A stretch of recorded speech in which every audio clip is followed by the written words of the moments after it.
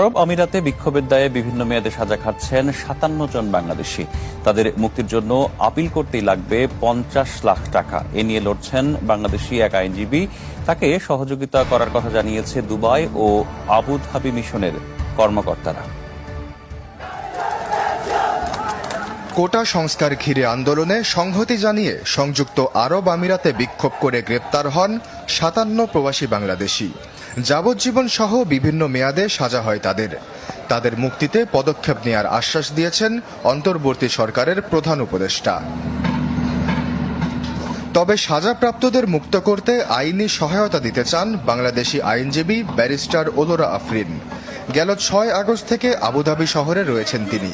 জানান এ বিষয়ে বাংলাদেশের পররাষ্ট্র মন্ত্রণালয়ে ইমেলও করেছেন তিনি, তবে এখনো মেলেনি জবাব।